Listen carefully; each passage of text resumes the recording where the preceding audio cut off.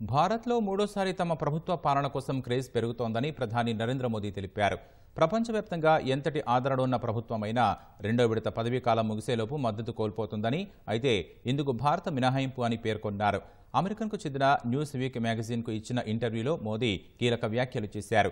Bharat China మధ్య స్థిరమైన శాంతియుత సంబంధాలు ఈ ప్రాంతానికే కాదు ప్రపంచానికి కీలకమని మోదీ పేర్కొన్నారు. ఇరు దేశాల మధ్య నెలకొన్న ప్రతిష్టంభన దౌత్య, సైనిక స్థాయిల్లో సానుకూల, నిర్మాణాత్మక చర్చల ద్వారా పరిష్కారం అవుతుందన్నారు.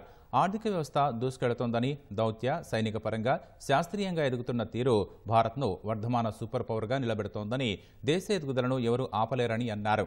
అమెరికా, ఆస్ట్రేలియా, జపాన్, భారత్తో ఏర్పడిన క్వాడ్ కూటమి ఏ ఒక్క దేశానికి వ్యతిరేకం కాదన్నాడు. రాముడు తన జన్మభూమైన అయోధ్యకు తిరిగి రావడం దేశ ఐక్యతకు సంబంధించిన ఒక చారిత్రక ఘట్టమని పేర్కొన్నారు.